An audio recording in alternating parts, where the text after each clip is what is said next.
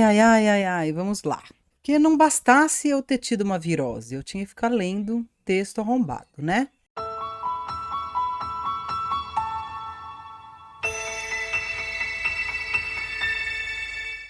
É uma espécie de diarreia mental, vai. Tamo aí, nesse quesito de arreia. Que você que está chegando, já dá um like, já curte, já entra aí nos nossos cursos, já vê as coisas aí, por favor. Já deu like antes, que eu falo isso no fim, vocês não assistem até o fim, então eu já tô falando agora. Dá like, comenta para engajar o vídeo, tá bom? Bom, o que a gente aconteceu, que a gente estava pautando o vídeo dessa semana e a gente ia fazer, na verdade, um vídeo sobre meritocracia e privilégio, e eu queria falar um pouco de quanto a gente confunde privilégio com direito básico, tal, né? E eu joguei no Google, inocente ela, jogou no Google. Joguei no Google privilégio e direito. E caí num texto que não foi exatamente nesse texto que eu estou citando agora, mas era a cópia desse texto em outro site, que é um texto do Mises Brasil. É, aquele concurso, Miss Brasil. Preferia que fosse do Miss Brasil, viu? Não é, do Mises Brasil. Estou citando a fonte, a gente não faz isso, mas está citando porque eu estou muito carregada de ódio desse texto. Aí a gente falou, bom, a gente vai ter que falar sobre isso, né? Porque a gente está há algum tempo, eu e a Tati está até lendo, como é que chama o nome do escroto? Scruton, né? Scruton. Ela está lendo, né, um dos papas do conservadorismo para a gente entender. A gente está tentando entender como chegamos até aqui, né? E esse texto do Mises, o que acontece? Não é do Mises mesmo, tá? É um texto lá de alguém, de um dos 40 nomes que escrevem tudo do mesmo jeito. É um texto bem lógico, bem escrito. Isso dá raiva, porque ele é bem escrito. E é um texto difícil de desmontar, porque ele tem um truque. E é este truque que nós vamos desmontar aqui para vocês. Não vou linkar esse texto, me recuso a linkar o texto na descrição, mas se você for inocente como eu jogar privilégio e direito, mesmo numa aba anônima, vai dar nesse texto. Então, se você quiser ler algum tipo de diarreia mental, você leia também. Qual que é o truque principal do texto? Ele tem um truque que é dar como certo pressupostos que são bastante questionáveis. Ele usa aquela boa coisa de não citar a fonte, né? Quando você está falando alguma coisa, eu vou fazer uma afirmação, eu tenho que dizer de onde eu estou tirando, de que lugar, de que corrente do pensamento, de onde que eu tirei aquela afirmação peremptória. Gostou do peremptória, Tati? Adorei, você é muito refinada. Então, por exemplo, se eu digo uma mulher tem que casar com um homem, segundo a Bíblia já basta. Você já sabe o que eu estou falando, já sabe que tem a Bíblia embutida, portanto tem uma ideia divina do mundo, tal. Esse texto não faz nada disso. Ele parece um texto muito racional e lógico, ele é um texto muito racional e lógico que tem esses truquezinhos. Então vamos lá. O primeiro pressuposto que ele parte é que a propriedade privada é um direito. Explique melhor. Eu vou explicar melhor, porque ele faz isso de uma maneira muito terrível, que é pela negativa. Mas é só lá no fim do texto, ele faz todo o raciocínio e depois você vai ter uma pista disso aí. Ele vai diferenciar o que são direitos positivos e direitos negativos, que eu quero crer que é um raciocínio que deve ser do Mises mesmo, né? Chama direito negativo porque ele é formulado através de negativas. São coisas que você tem direito a não. Então você tem direito a não ser morto. Você não fala eu tenho direito à vida, você tem direito a não ser morto. E aí, na parte da propriedade privada, ele vai dizer exatamente: o indivíduo tem direito a que não confisquem sua propriedade honestamente adquirida. Esses direitos negativos são eles chamados de direitos naturais. Ele chega a isso, vamos falar que é direito natural.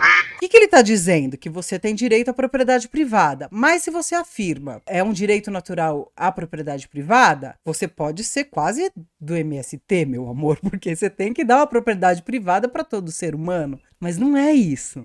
É que você tem direito que não confisquem a propriedade privada que você já tem. Então, quem não tem propriedade privada Que se foda, né?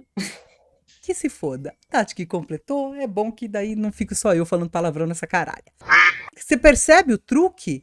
É de uma perversidade É, horrorosa isso, né? é. Porque porque impossibilita qualquer luta pela propriedade. Uhum, Assim, ou você tem e você daí tem o direito a ter a sua propriedade protegida, né? A uhum, não confiscada. uhum. E isso, como veremos, vai ser a base daquele discurso idiota do imposto é roubo. Uhum. E, ao mesmo tempo, você veta o acesso das pessoas desprovidas de propriedade à propriedade, né? Porque você também vai ser contrário a qualquer forma de promoção de igualdade de renda, por exemplo, que permita a obtenção da propriedade.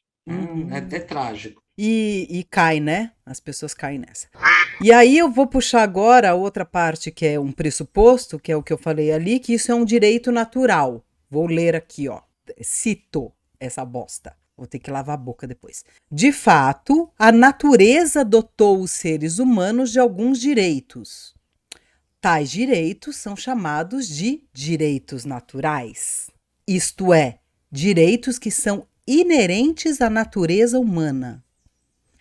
Pressupostos aí. Primeiro, que existe uma natureza humana, né? Então, que existem coisas que são inerentes ao humano. Ok, é um pressuposto discutível, não vou entrar nisso porque isso é uma discussão um pouquinho mais difícil, né? Mas eu gosto muito dessa frase. De fato, a natureza dotou os seres humanos de alguns direitos. Basicamente, natureza é igual Deus, né? Vamos ver que existe aí um teocentrismo aí. Quando você está falando de natureza humana aqui, você está falando de natureza divina, né? Como que é? Adquirida através da natureza que dotou. Que é a natureza? É uma das fadas da Cinderela? Não, né? A natureza dotou. Ai, gente, isso é muito divertido. O natural é o divino. Então, é um pensamento também profundamente religioso. E eles não dão esse pressuposto. Você não fala de Deus nenhuma vez. Você está falando aí de razão. O texto fala pela lógica, você não pode se contradizer e não sei o que, não sei o que lá.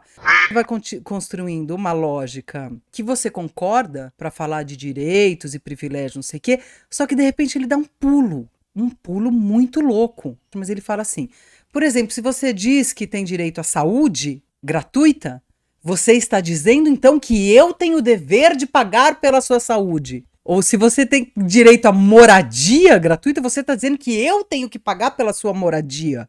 Não, amigo, a gente não está dizendo. Se a gente diz que todo mundo tem direito à moradia, é porque todo mundo, inclusive você, com este pressuposto que inclui o dinheiro, uma transação comercial no meio, entendeu? O pressuposto que se eu falo que todo mundo tem que ter saúde gratuita, alguém vai ter que pagar e esse alguém é você, ela tem duas coisas embutidas. Primeiro, um individualismo total, porque é uma relação direta, né, Tati? Para você tem saúde, eu tenho que pagar. É uma relação direta que não tem nenhuma mediação, nenhum acordo no meio. E o outro pressuposto é que o capitalismo é ahistórico e universal. Ou seja, que todas as relações são as mesmas relações que a gente estabelece no capitalismo, que são relações próprias do capitalismo. Isso não funciona nem na Idade Média, amor. Não funciona assim. Não, mesmo porque é justamente a ascensão do capitalismo, historicamente, que cria a ideia do indivíduo. Essa segunda perversidade do texto é que ele tem esse rigor lógico de falando, bom, para uma coisa ser um direito e não apenas um privilégio, ela tem que ser válida para todas as pessoas. E aí a gente vai concordando. Para uma coisa ser um direito, ela tem que ser válida para todas as pessoas ao mesmo tempo, certo? Eu concordo. Certo, concordo, claro. Não tem como. Se eu tenho direito a uma coisa e eu nego esse direito a você, isso não é um direito meu, é um privilégio. Sim, concordo, claro, estamos concordando. Concordo. Sim. Então, se eu pego saúde, educação, gratuitos, por exemplo, isso não pode ser um direito, porque para eu receber esses serviços, eu obrigo uma outra pessoa a pagar por eles, né, mediados aí pelo Estado e impostos. E aí é o salto, né, de que, portanto, esses direitos não são válidos, isso são privilégios, isso não são direitos e tal, porque está lesando aquele meu direito natural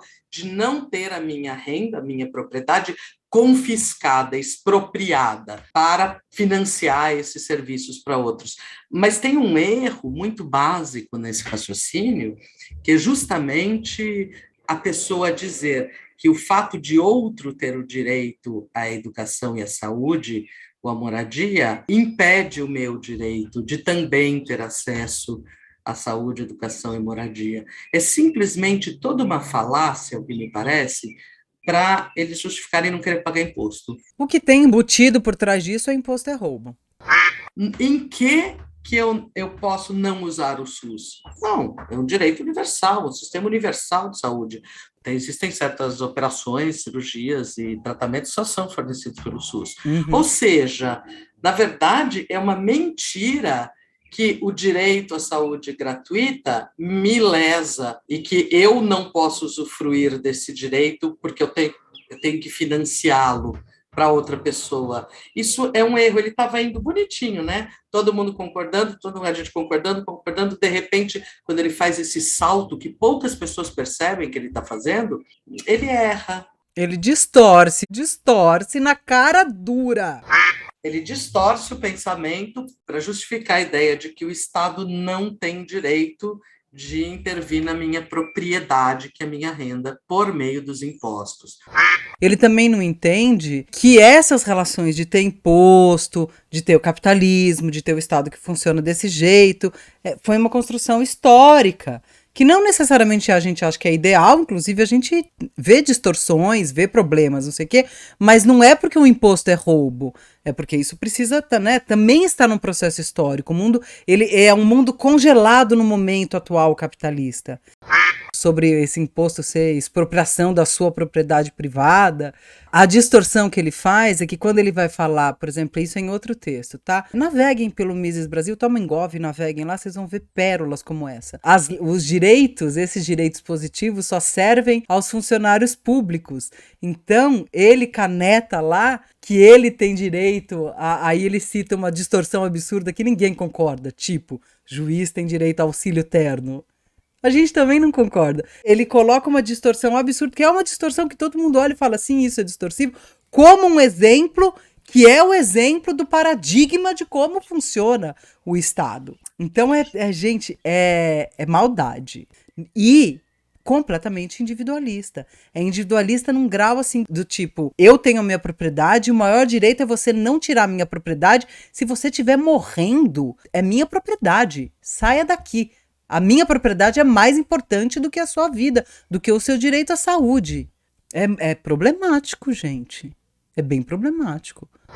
Esse pessoal, dessa galerinha aí que acredita nesse tipo de texto, que é mais gente do que gostaríamos que fosse, são pessoas que caem nessas falácias lógicas aqui e que simplesmente não têm uma noção mínima de como se organiza uma sociedade, de como se organiza a vida coletiva que permite a sobrevivência da espécie, sabe? É um individualismo muito mortal aqui.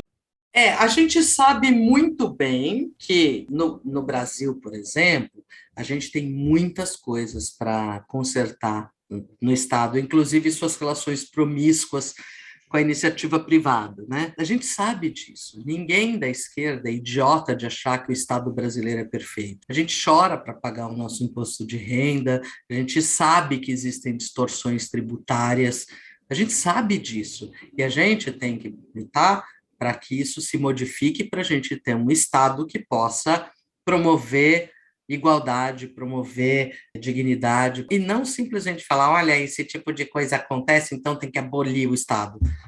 Como é muito ahistórico, como eles não conseguem ter uma visão, né, de uma construção histórica, porque, enfim, até falando de direito natural aí, né, que é a história perante a força da natureza que te dota de algumas coisas, né? O que é a cultura, né? Ele não consegue perceber que a própria Constituição do Estado, do jeito que ela já é uma Constituição que ela é distorcida porque ela foi feita para distorcer para a burguesia. É isso que é muito louco, entendeu? Porque daí tem uma coisa que a gente fala assim, a gente tem leis que são leis coercitivas, você consegue concordar sim, que favorecem quem? Favorece a burguesia, quem está no poder, as elites, né? Essa sensação de no Brasil que nada dá em nada vem daí, né? É muito louco. Quem fez as leis, né? Essas leis. Né? É por isso, bom, enfim, não vou nem dizer o que a gente tinha que fazer, mas é isso. Então é isso, como eu disse no começo do vídeo, por favor, deixa o like aí se você quiser apoiar a gente, tem Catarse, tem Pix, tem os nossos cursos, tem a lojinha. Fique à vontade, estamos aqui para ler textos horrorosos e destrinchar para você. Que felicidade! Tão gostoso quanto ter um rotavírus.